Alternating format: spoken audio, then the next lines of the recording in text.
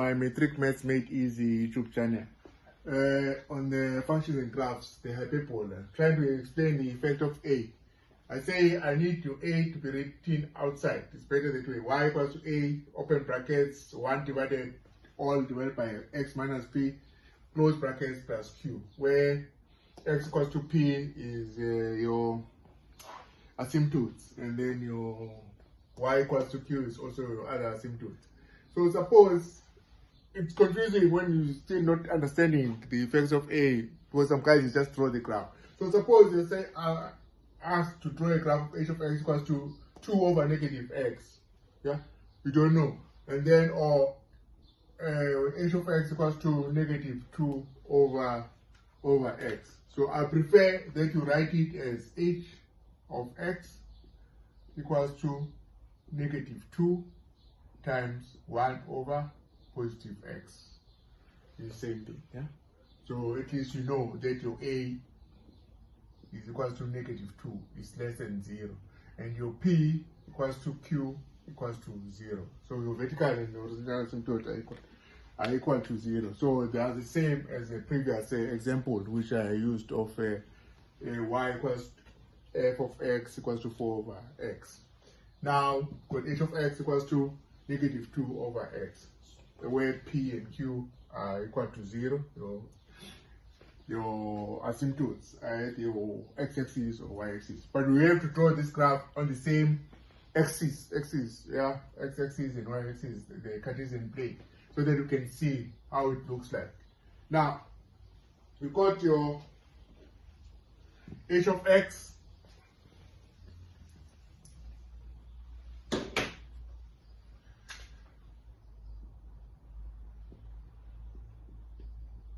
equals to negative 2 times 1 over positive x. So we choose the relevant values of x, which are actually factors of 2. So say x equals to negative 2 gives y equals to h of negative 2. H of negative 2 is actually negative 2 times 1 over negative 2. Negative and negative gives you a positive, so we get a positive y. So we've got a point x equals to negative 2 and y equals to 1. Then we go to our graph. You look for x equals to negative 2, x equals to 0, negative 2, and your y is 1, and your y is 1. So here's point here. And then similarly, you choose another point, which is a factor of 2. So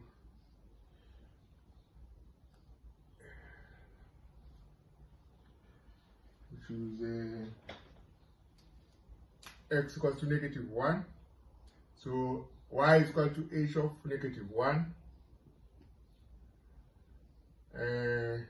So it's negative 2 times 1 over negative 1. Negative and negative cancels, and then you get a positive. So we've got a point negative 1 and y equals to positive 2.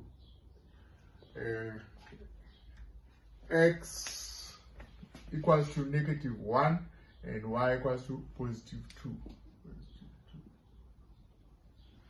And just for completeness sake, I will go and choose x equal to 0 anyway, just to see what happens.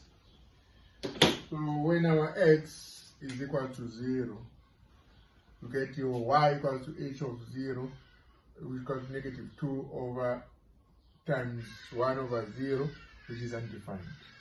So it's asymptote. Undefined. So when y equal to 0, when x is equal to 0, your function is undefined. When x is equal to 0, your function is undefined, because x is actually equals to p. Your p here in this equation is 0. Because if you write this equation in full, it will be negative 2 times 1 over x minus 0 plus 0.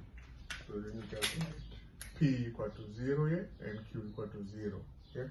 So your asymptotes, when x is equal to 0 and your y equal to 0, asymptote, yeah, that's what, you don't touch the x-axis and the y-axis, right? So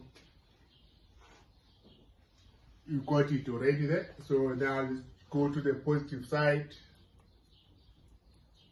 of the x values, the variables of the y-axis. So when h equals to positive 1, y is equal to h of positive 1, which is equal to negative 2 times 1 over positive 1, which would be negative 2. So we've got a point when x is 1, y is negative 2. Careful now. When x is 1, y is negative 2. X is 1, y is negative 2. Yes. And then got another point. Let's choose x equals to 2. Let's see what we get. When x is positive 2, we get y equals to h of positive 2, which is equals to negative 2 over positive 2. Negative and a positive, we get a negative 1. So we've got a point when x is 2, y is negative 1. And go and plot this point here. When x is 2, y is negative 1, this point here. So we can see we've got this asymptote, then you can join these points. And then don't touch your y-axis and join the point. And don't touch your x-axis. Similarly, the first one on the second quadrant, your graph of h. So your graph of h, don't have to write both sides, but I'll just do that, yeah? Graph of h. It's on the second and the fourth quadrant, where x is negative and y is positive, and the fourth quadrant, x is positive and y is negative. So your graph when a is negative is on the second and the fourth quadrant, but when a is positive, it falls on the first and the third quadrant. Please like and share, and your comments are really appreciable. Please subscribe if you haven't. At least I can make like better quality videos. Thank you.